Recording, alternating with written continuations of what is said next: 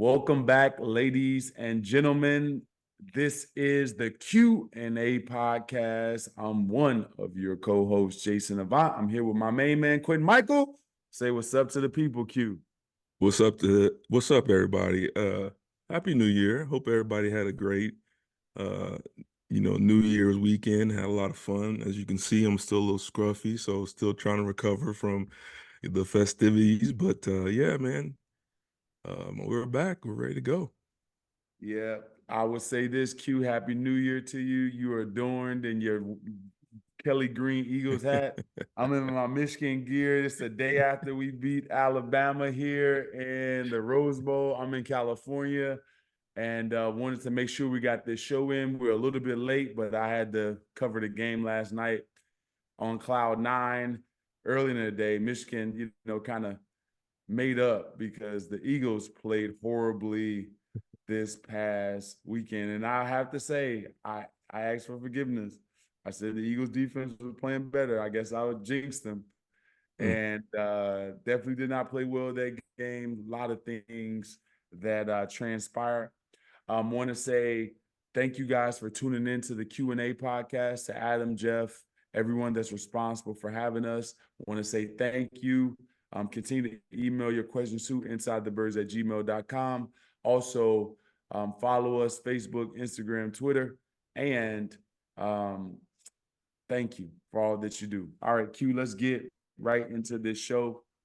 The Eagles lose a heartbreaker 35-31 to the Arizona Cardinals, who had 3 wins coming into the game. Jonathan Gannon, our former defensive coordinator, had his guys ready to play. Why did the Eagles lose this game? And is there a jinx or some type of hex on the winner of the NFC East that's going on? This is bizarre and crazy. The Eagles could have wrapped this up 3 times already, but Yeah, man. slip out of their hands again. There's so many, and this was the first game where the problems were super glaring. Like, the Cardinals, they're a 3-win team. Um, I don't think that their record kind of really expresses who they are as a team. I think they're better than their record says, especially when you have a quarterback like Kyler, who's so dynamic and can do so many things. But to me, this wasn't really a game about the Cardinals and Gannon, even though I do believe that he came in with a great game plan and outcoached. The things that were evident for me was number one, we have coordinator issues on both sides, offensive and defensive coordinator issues. We continue to blunder leads. We continue to call the same boring defenses, same boring offenses, no imagination, just line up and play. So we have that. This was another issue I noticed was it looks like we have a little bit of a toughness issue. We talked about it last week a little bit, and I do feel like they were on the perimeter getting a little bit better, but this week, man, it was bad. So I think we have a toughness issue. We have an experience issue with some key components on this defense, playing a lot of time and not necessarily seeing the field and where they're supposed to be. And I think we have a discipline issue. I think, sometimes with our front, we play undisciplined. We're flying up the field, trying to get after the quarterback, creating holes and lanes, letting Kyler get out of the backfield. I mean, it's just a lot of glaring issues that were exposed this week. And, I don't know if this team is ready to make that next step. Q, those are great points. Youth issues, toughness issues, discipline issues, and coordinator issues. Yep. I'm taking this from you, just letting you know. But but no, just in all seriousness, I definitely think that you're 100% right. And it's something that you don't want to say, and it's kind of tough to let it come out of your mouth, is that when you see James Conner, who looked like Herschel Walker against our team, and patient in the hole, I'm like, who is this runner? Now, James Conner is a legit running back in the National Football League and definitely has Pro Bowl caliber talent. It was just really, really weird to see how he was maneuvering through, being patient and holds, but he was dragging people at times. It wasn't just the offensive line pushing. He was getting contacted, but he would get 5 yards, 4 yards after the contact. And that right there is will and determination. Him and Michael Carter. Both of those guys were making people miss left and right. So I would say defensively, the things that I saw, defensively, missed tackles, a boatload of just flat out missed tackles, right? Then undisciplined in their gaps. Yep. Undisciplined football. How many times do you have to talk to the contain player on pin and pulls? The contain player is the most important. You have to turn the run back inside. That's what you have to do. If there is a guard that's pulling towards you, you better make sure that the guy cuts up and not let him go outside. For some reason, we just don't have discipline on that. When it comes to the Eagles defense, there are some glaring things. They missed a boatload of tackles this game. Everyone. Eli Ricks got juked off the screen. Michael Carter scored a touchdown with the Shaq Leonard missed tackle. Sweat missed a sack that led to a James Conner one-handed catch. Like, there were critical missed tackles, let alone James Conner looking like Herschel Walker running through the middle of the defense, dragging people for 4 and 5 yards. What a tough game that he had. Him and Michael Carter. They averaged 5.5 yards to carry as a team for 40 carries. That's crazy. For 40 carries, they did that, right? So just bludgeon us in the run game. And yes, when you get bludgeoned like that, at some point, that's a toughness issue. And it's also a contained player issue. When you pulling and pinning, you have to be able to stop that guard from reaching you, therefore turn the run back inside where all your help is. They never were able to turn them back inside. Guys were overplaying, and it was just it wasn't the great. So missed tackles, undisciplined gaps, contained player. For goodness sake, if we're getting double teams, our ends got to show up, man. Yeah. Everybody feels like they can just go out and do whatever to our ends, whatever. If the two defensive tackles get double teamed, the ends have to win one-on-one matchups, and they're not doing it at all. They're not doing it versus tight ends. So how do you think they're going to do it against a tackle? No. So we have to fix that, and that has to do with like willingness to, right? The other thing, penalties, a bunch of penalties down the stretch, especially defense. Keely Ringo being a young player doing dumb things happens. How much time are we gonna get these guys to throw the ball with this vanilla coverage behind them? No pass rush. No pass rush. No scheme, no creativity. No creativity. Coming off the Rose Bowl game, I just watched Jesse Minter, the defensive coordinator for the Eagles, dial up 72 blitzes in different schemes in one game. It was a linebacker came up, he dropped out the defensive tackle. Oh, the safety came, I'm dropping out the defensive end. Oh, the corner is coming, I'm going to keep everybody in on this rush. I'm playing man behind it. It's cover 1. It's cover 0. It's cover 2. It's cover 4. I'm talking about just a masterpiece of a game plan. And that's a college coach. What the hell is going on at the pro level? I don't know. I will say, but in retrospect, I mean, not retrospect, but on the opposite side, that's exactly what the Cardinals were doing. I mean, I saw so many different types of, but I was like I'm like, is this the same Gannon that was here calling these pressures? I mean, it wasn't a whole lot, but it was definitely more creative than what we had. So yeah, man. So that was my takeaways. And then finally, how many times have we sat and talked about this, kid? Game is on the line. Eli Ricks, right side, Greg Dortch, inside slant. Oh no, Watson, inside slant, he covers it. Next play, they go to Keely Ringo's side. Why the hell are you outside leverage in cover 0? It's 0. You can't get beat across your face. How many times in one season? Like, it's like they go to their own individual film study meetings. It's like everybody goes to a separate room where you get trained individually by your own coach. Like, you're not seeing the same mistakes that everybody this season has made. Yeah. Everybody has made the same, all the inside players.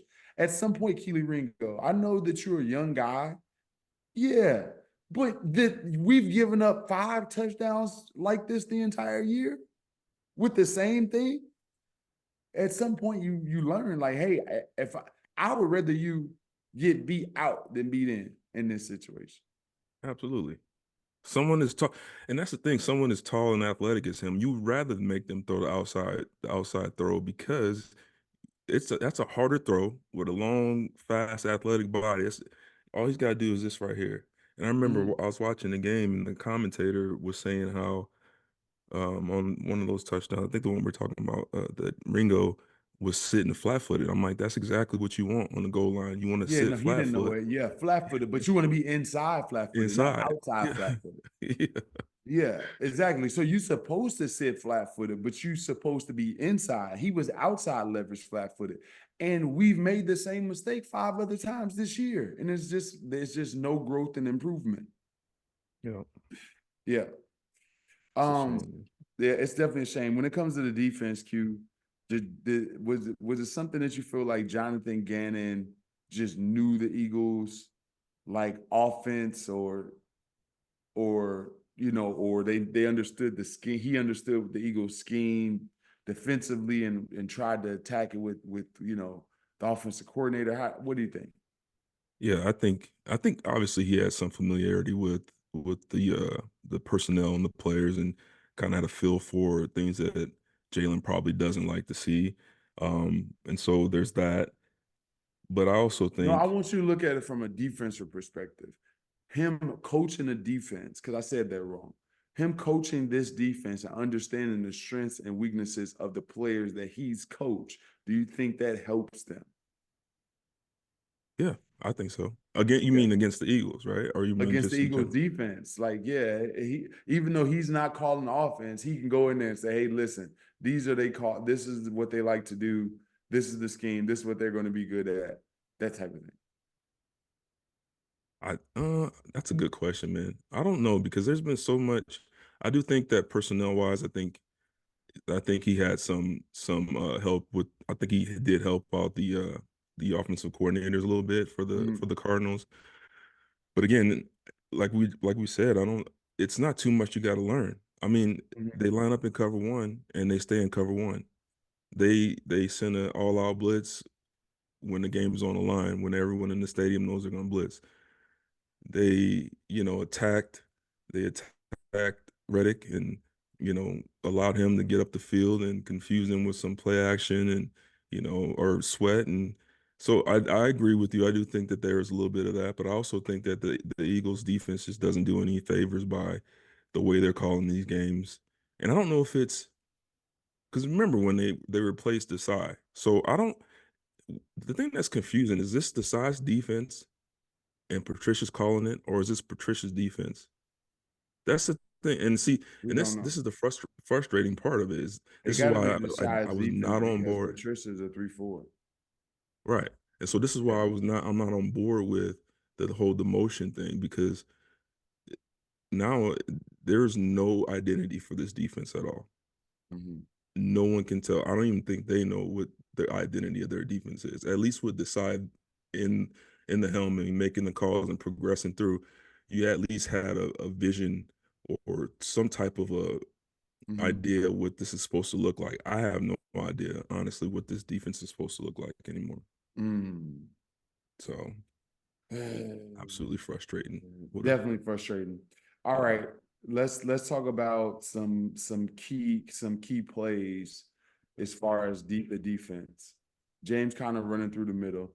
What do you think about uh Kyler Murray and his ability to escape and look like one of the better quarterbacks in the league, 3 touchdowns? You think he's just great, or you just our defense is bad? I think our We got defense beat is by Greg Dortch. yeah, well, now I'll highlight one of those plays here in a second, but yeah, I think we made Kyler look good. Now he is dynamic. He's fast. I mean, when he broke out the pocket, that was funny, man. He looked like a little kid that stole something from you. He just Yeah, his little legs yeah. just moving, man. So he's definitely a dynamic player. He's first round pick. He's got a lot of talent, but at the same time, I think this defense is very capable of shutting them down. They just, I mean, they just ran. They were out toughed. They were out toughed, Mm, and when the game was on the line, they couldn't get the Kyler. They couldn't cover, and it costed them this game. okay. So, The play that you want to get to, is it offensive or defense? it's an offensive. It's on that last drive. So this is the final drive, the game winning touchdown drive that the Cardinals had. Okay, now in order to understand what exactly happened to Vontae Maddox, you have to understand what happened a couple plays before that. So this was right after, I think this might have been second down. Um, of course, as we've been saying, they line up in cover one, which I don't know why we're playing a quarterback that's um, as Mobile. agile and mobile as Kyler without playing his zone and having zone eyes. But I digress. So single high safety. All right, we got down here. We have Avonte Maddox in the slot, man to man. He's outside shade, and the reason why he's outside shade is because he's relying on some help from his linebackers. Okay, we got basically I call it flush sets. It's tight end here, three receivers, but it's a flush set. There's no tight end in the home at the tight end spot. Okay, so now Max has man to man here on, I believe is that Dortch? Rondell Moore. Oh, that's more, yeah. And you see right now, he's already out leveraged. He's playing outside shade. This is a deep over route. This receiver's eyes are looking right here. He's not looking here. He's not coming back. He's gone, and it's a track meet. Okay, the only way that he can really the only way that Vontae Maddox can really cover this is if he gets a little bit of help from Morrow. But he's so locked in on Kyler, he doesn't even see. All right, so here we go. Deep over route. He gets beat, catch 20-some yards. Okay. Now, one more thing I'm going to point out. I'm going to rewind it just a little second. So, middle safety, look where Reed Blankenship is. All right. He's aligned pretty good. He's in the middle of the field. You got four threats that can probably attack the middle of the field. Okay. So he plays pretty honest, and he's in pretty good position right there. Okay.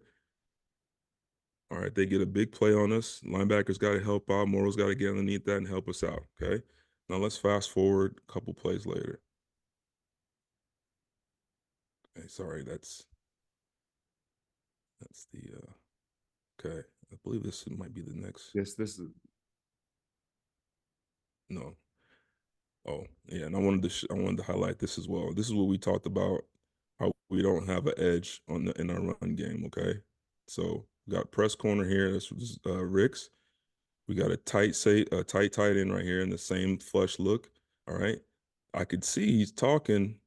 Morrow saying, hey, watch out. There's something over here. He's probably seen this guy eyeing this defensive end. I believe that's Sweat. mm-hmm. Okay. Down. Got double pulls here. Now, both of our linebackers, there's a new gap created by these two guys coming down and going out. Okay. So Morrow and I believe that's Sumer. Ellis, maybe That's Sumer. Maybe. Sumer. Yeah. They're supposed to go outside of me because now we lost the edge, right? This tight end blocked down on Sweat. The other part is our corner. Now you're in the run front because now with these two extra pullers, we have no edge right here. The Eagles have no edge. Okay, so hand off to Connor. Now, this isn't a route. This receiver is going to We're block gonna block the Reed. safety.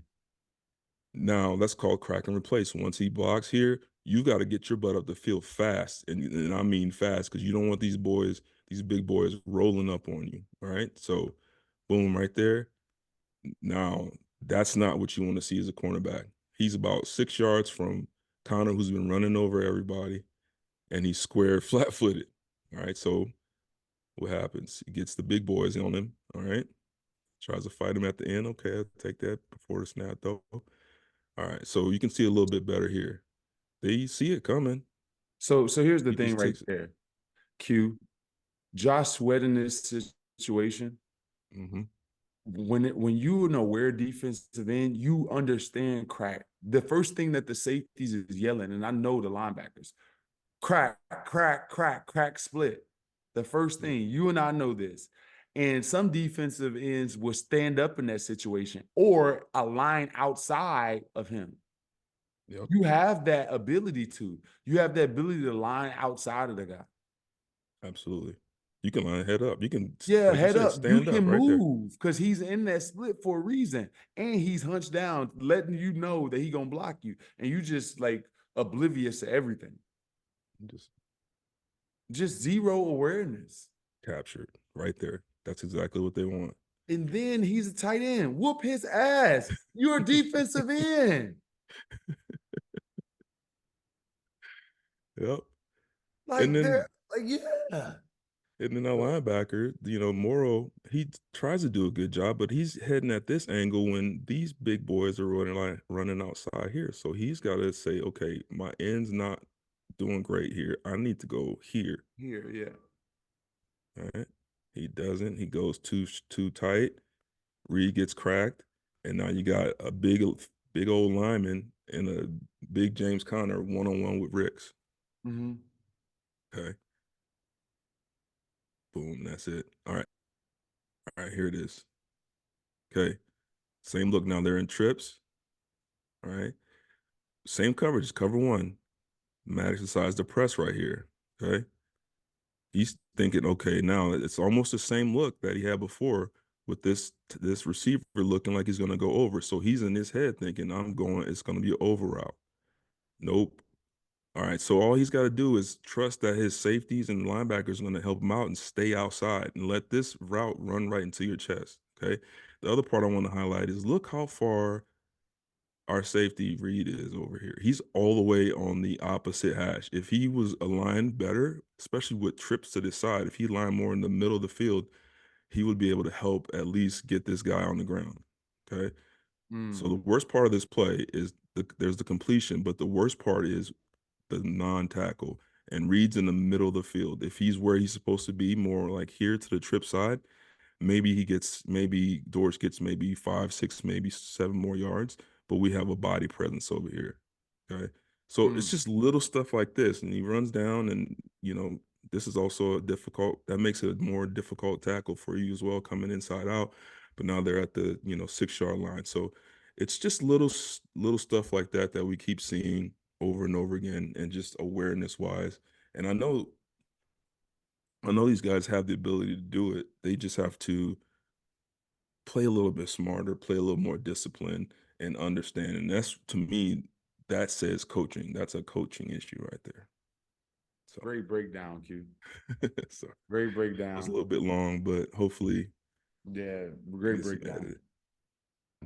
Hey, it's Jeff Mosher. I love the fall because football's back, but it's also my busiest season. Between work, kids going back to school, youth sports and activities, there's just not enough time, especially to make a good home-cooked meal. That's why I love HelloFresh. They deliver farm-fresh food with pre-proportioned ingredients and seasonal recipes right to my doorstep. No more wasting time at the grocery store because America's #1 meal kit helps make home cooking easy, efficient, and affordable. We don't waste time researching new recipes and planning meals.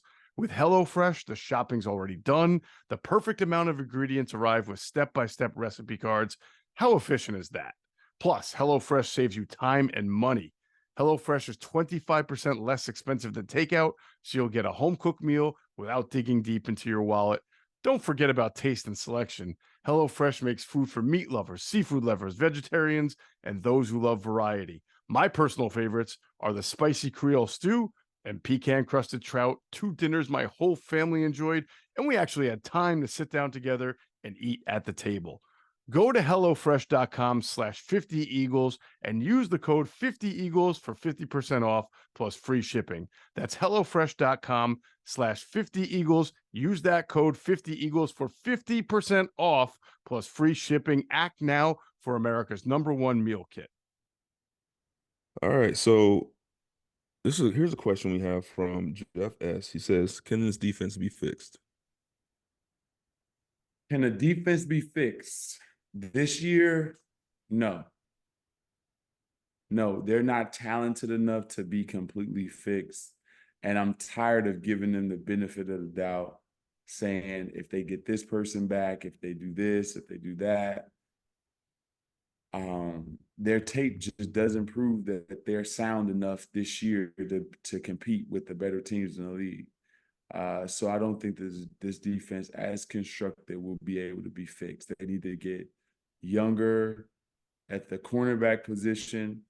They need to get more physical and faster linebackers, and they need dominant pass rushers, and we need to solve it.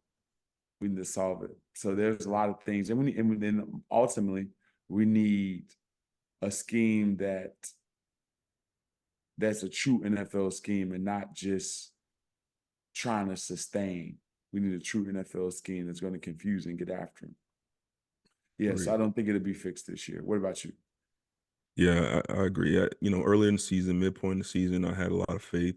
The injuries, you were thinking, hey, when the injuries, Devontae comes back, you got this mindset. But now we're talking about there's, one game left. And go out there and play the way they did the last couple of weeks. All the weird changes that we kind of spoke about before, the different schemes and there's no creativity, all that stuff. I don't think this defense can be fixed yet. I think it's going to take, like you said, it's going to take a whole off season of going back to the drawing board and figuring out, who can they bring in that's a creative, aggressive mindset, who can best utilize the players in the best position possible. And I personally don't think that coordinator's in the building, that defensive coordinator's in the building right now. I agree with that wholeheartedly. Before we get into the offense, this show is brought to you by Game Time. You know what's frustrating as your favorite team losing? Trying to find reasonable tickets online. That's why you need Game Time, the fast, easy way to buy tickets for sporting events, concerts, theater shows near you. With killer last-minute deals, all-in prices, and their best price guarantee, Game Time takes the guesswork out of buying tickets. Right now on the Game Time app, you're 2 taps away from tickets to see the Birds, Flyers, Sixers, local college hoops, the Nutcracker at Academy of Music, and comedians at Helium. The best part is Game Time offers event cancellation protection, even job loss protection. Game Time is the only ticketing app that gives you complete peace of mind with your purchase. Their all-in prices show you the total upfront, and you can see the view from your seat, so you know exactly what to expect at checkout. Game Time is obsessed with helping you save money. They offer deals right up to the start of an event and even an hour after it. Their zone deals let you pick the section while Game Time pick the seats to give you the best savings. The Game Time guarantee makes sure you get the best price if you find tickets in the same section and row for less. Game Time will credit you 110% of the difference. Download the Game Time app, create an account, and use code BIRD for $20 off your first purchase. Terms apply. Again, create an account and use the redeem code BIRDS for $20 off your first purchase. Download Game Time today. Last minute tickets, lowest price, guaranteed. Game Time app. Nice. Yes, sir. All right, so let's get back into it. So the Eagles, the Cardinals tie the game. Eagles get the ball back. Their final field goal drive, they go, 1st and 10, they get a penalty. Now they end up at 1st and 20. Then they got a 2nd and 16, and then a 3rd and 19. Jay, can you explain or tell me your viewpoint on what happened with the offense, especially on that drive and then throughout the game? So that last drive, that second to last drive. So Yeah, my bad. they got the ball back in excellent field position because of a surprise onside kick, right? Yep. Eli Ricks was able to recover it, gave them the ball on the plus side of the field. So you're basically in field goal range once you get the ball. Here's a few things that happened on that particular drive. That's the only drive that I say came down to bad play call. I know everybody wants to fire Brian Johnson, but when you really look at it, he had the ball. The offense had the ball 7 times. He scored on 4 to 7 possessions. Okay, he went 3 and out twice, right? And the 3 and out that he went on in the first series wasn't Brian Johnson. The play, there were people opening on that particular play. Jalen had an opportunity to get rid of the ball in several different spots, didn't in that position. But when you consider it, that wasn't a Brian Johnson thing, but that second to last drive was definitely Brian Johnson. Here's the other thing I'll say is that we got a holding call on Mailata with a bounce out by DeAndre Swift. DeAndre Swift has to know that the ball is supposed to be inside. So that wasn't a Jordan Mailata fault thing. That was a guy that's used to being fast, not getting the tough yards. Give you the comparison or the contrast. James Conner, he's not trying to bounce it inside. He's going to go up and get tough yards. DeAndre Swift at times does not want the tough yards. If he can get a slashing yard or get down before a hit, so they put him in a situation where he could have got tough yards, could have gained 3 being tough. No, he turned it down and went outside.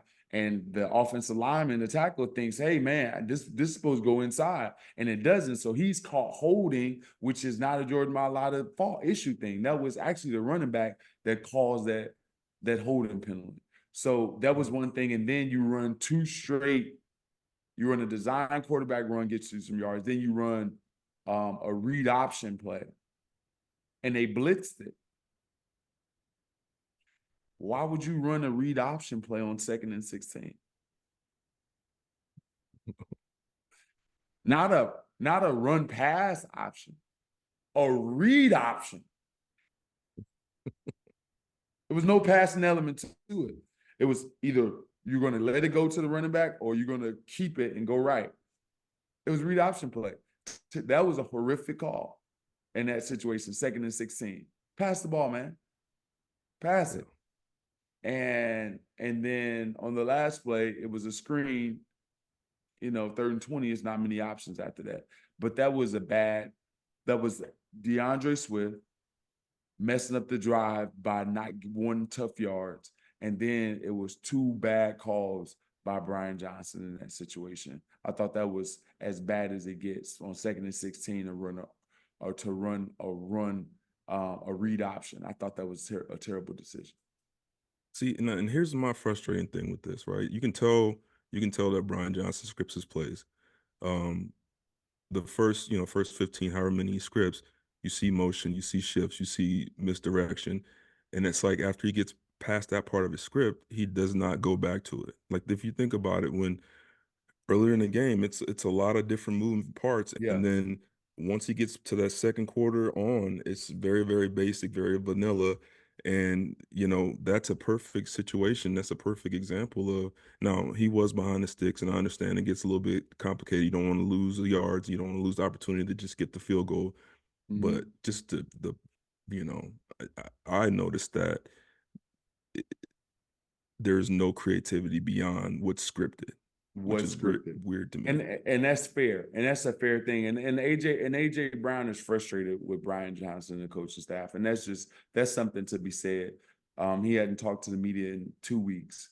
And Coach Sirianni came out and said, he's a dynamic playmaker and we got to try to get him the ball. In other words, he's basically confirming everything that we've said pretty much the last, is that AJ Brown's frustrated right now because he's not getting the ball, which is, he is getting the ball. It's just that the creativity and how he's getting the ball, he's starting to not trust the process. Yeah. You know what I mean? Because when he's getting the ball, but he's not getting the ball in situations that actually can make a difference. Like, why isn't he running a deep cross? Why isn't he running daggers? Why isn't he running post routes? Why isn't he running routes that actually can affect the game? AJ Brown's catches stops, slants. Every now and again, you give him something else, but he wants to get a corner route. He wants to get a deep over, get a post, get those things. And I think that's why he's frustrated. Because I feel like they have a beat on what he wants to do. And most of his stuff is intermediate, short, or intermediate, and it's tough to affect the game that way. That's crazy. It's crazy to think, man, you got a player like that and you got him relegated to running, slants in routes. I mean, if I'm a safety, I do not want to see AJ Brown running the corner route on me. I don't want to see him running go routes. I'll keep running them underneath the routes. I don't want to deal with you. So yeah. Exactly. That's crazy. Yeah. All right. Okay, where are we at now? So that was it. So here. So I want to explain a few plays to you guys, or explain the scenarios of the game that kind of transform the game. The Devontae Smith had a critical drop, a critical one. It was on a go ball.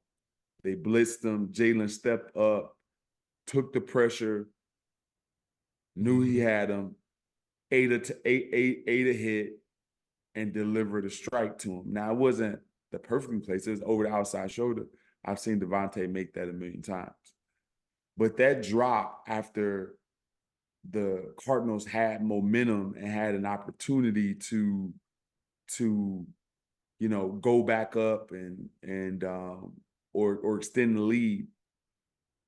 The next drive for the Cardinals, their guys made outstanding plays. So it just shows you like the difference. So Devontae Smith had a chance to make a tough play for Jalen Hurts, a very catchable, makeable play. And then Kyler Murray pulls a Houdini, gets out of a sack. James Conner is running a check middle over the ball, reacts, and catches a one-hand catch. So you have Devontae Smith, who can make extraordinary plays, doesn't make the play. Kyler Murray and James Conner make the extraordinary play on the road in this situation. Totally changed the complex of the game, right? Absolutely. In that moment, in that situation. Another moment when it comes to plays. When you got an opportunity to stop teams, you got an opportunity to get off the field. Third downs, man. This team didn't punt one time this entire game. They gave us a touchdown. They're moving the ball. They gave us a touchdown, gave us a touchdown because they worked for it, but gave us 6 points and still won. So when you really consider it, they look way better than us. Yeah, they did. They didn't punt. They spotted us 6 points. Yeah. We didn't turn the ball over until the end of the game. When you really consider it, the Cardinals were the better football team the entire game. Yep. Which is crazy. It's crazy. And we're sitting here. They went for an onside kick on you in the situation that they didn't even need an onside kick in. Yeah. Held you to a field goal. They went down, came back down, and scored the game-winning drive. Avonte Maddox gets beat outside on a play. Greg Dortch is running free, right? Yeah. So there's a bunch that there was play that I would say that play, those two plays were like that backbreaker. If Devontae Smith catches that ball, we go back up 2 scores and we kind of stave them off a little bit. They have to now start passing and not have that balance of run and pass. Absolutely. And that's it, man. Yeah. And we say it all the time. It always comes down to 1 or 2 plays. All right, 1 or 2 plays. 1 or 2 plays here and there, man. And that's Yeah. the frustrating thing. All right. Everything. Go ahead, Q. No, you're good. You're good. Yeah. I got a question for you. We got questions this week. Cyrus F asked this question. I know this is an overreaction. Would you be interested in seeing what Tomlin or Belichick could do with this team if the Eagles lose in the wild card round? Or do you want to see them run it back with Sirianni another season? Dang. Ooh, that's a tough one. That is not tough, Q. Come on. Well, That is not tough. That is not tough.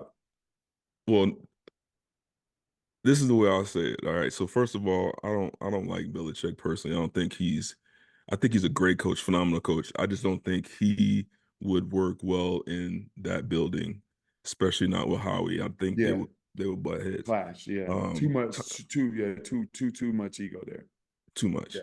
And Belichick's not, his track record on drafting players isn't great anyway. So to me, he's out. Tomlin, I love Coach Tomlin. Like, I think he could take this team the way it is right now. He could take this team and go win a Super Bowl. And so I'm if Tom is available, you got to look into it. I mean, he's a proven winner, great leader.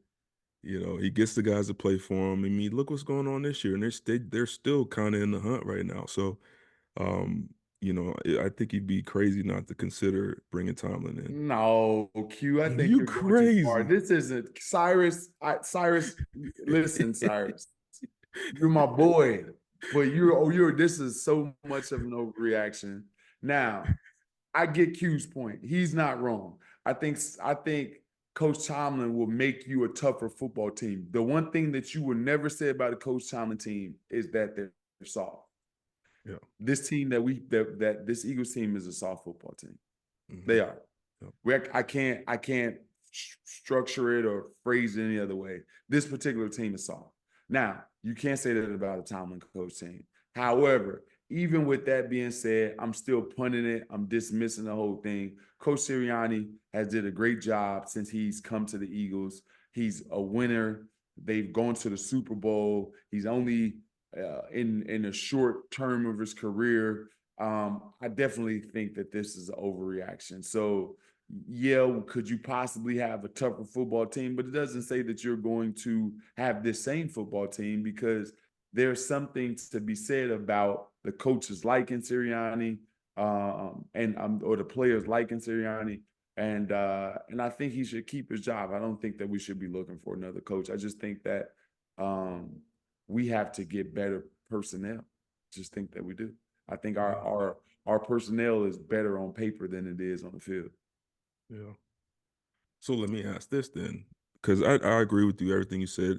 I think Sirianni, he's a good coach. I don't think that his assistant coaches are doing a great job right now, but I do think he's a great coach.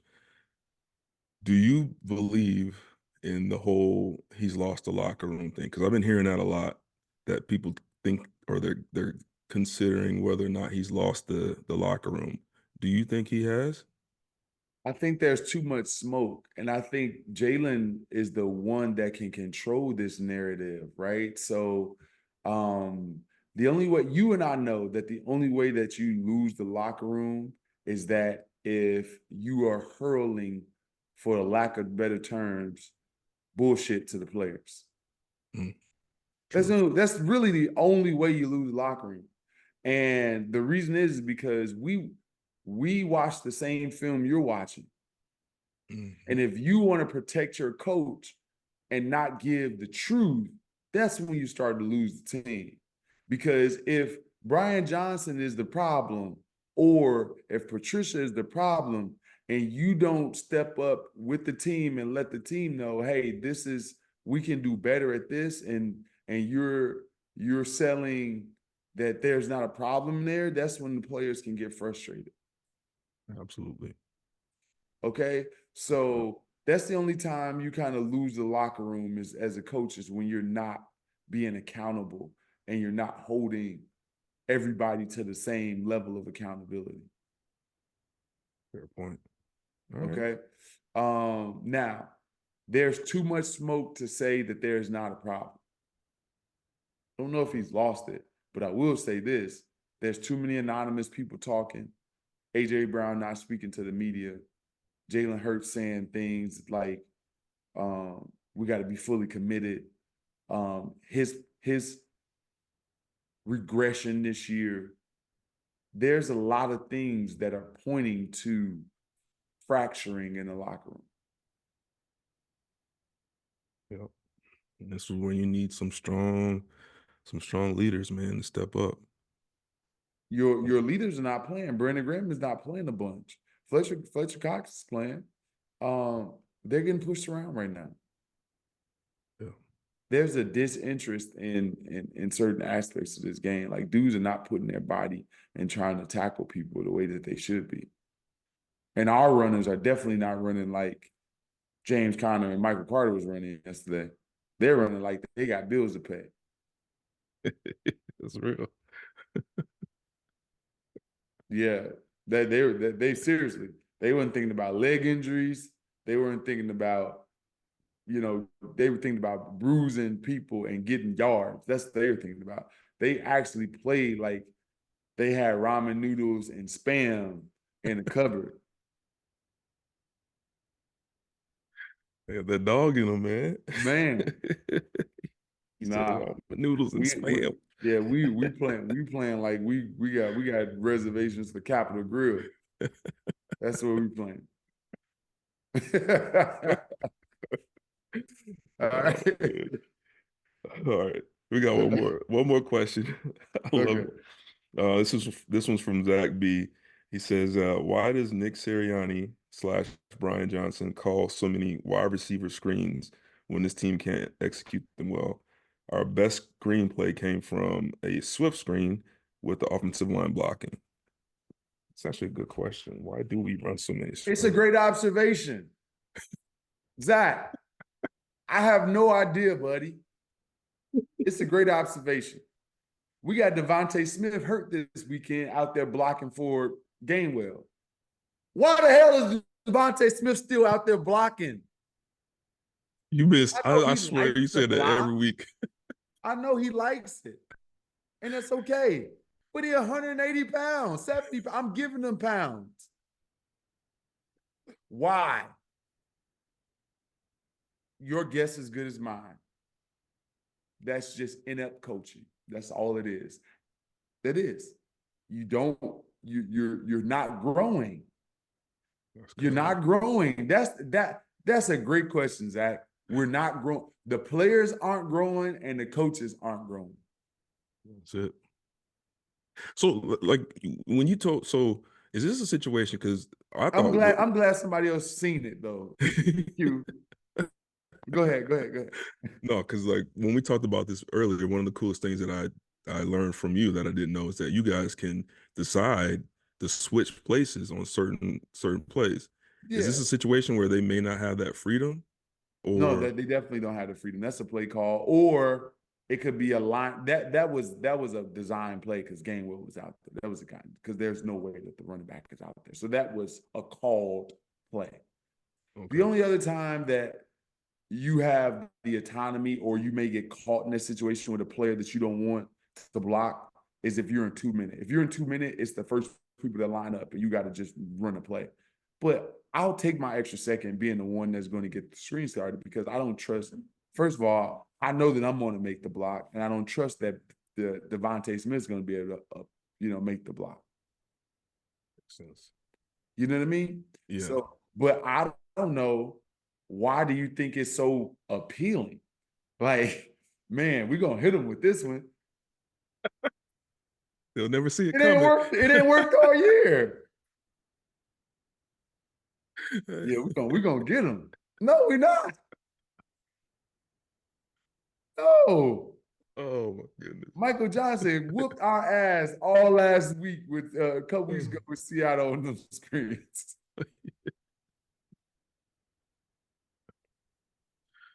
All right. Oh, man. So Zach, you're right. Oh, that's awesome, man. So I'm sorry, you guys. I don't have much hope that this team will be more than a one and done playoff team. Definitely, if they win the first one, I don't see them winning the second one. I don't see the team going far. A lot of fracturing, a lot of same thing at the press conference. We need to go to the drawing board, figure it out. There's how many drawing boards you got? How many notes are on that drawing board? Eventually, we got to realize that this is not getting fixed. And I'm at that point. Q, you got the final words. What do you think about that? Yeah, I agree. Same thing. Offense and defense. We still seeing the same mistakes we saw week one. Still seeing the same coverages. Still seeing the same players out there making the same mistakes. So it's really frustrating. And nothing's going to change until either the personnel changes or the coaches change. So I'm not on the bandwagon that this team is going to be going deep into the playoffs anymore. I did believe that earlier in the year, but just after these last few games and the way things kind of fell apart mid-season, I don't see it coming. I don't see it happening. And that's sad to say because this team could do some damage if they get in the playoffs. Hey, I said final words. I lied. So, Got it. I am tired of seeing people say this team is too talented. We're not. We're not. We're talented in our own minds. We're talented on paper. We're not talented actually when it comes to the game. What we did last year was special. And just because they did it last year doesn't mean that they're talented again for this year. They're not. The pass rush isn't the same. The players that are rushing the pass are not the same. The cornerbacks are not the same. The receivers are not the same. Jalen Hurts are not the same. The offensive line is not getting the same push. The running back is not the same, not the same, right? The coaching is not the same. So when you look at it, this team is night and day difference. So stop saying that there's too much talent because it isn't. There's nobody checking for the Eagles saying, hey, I'm scared to play them. Greg Dortcher's like, I don't care who's out there. Rondell Moore, I don't care who's out there.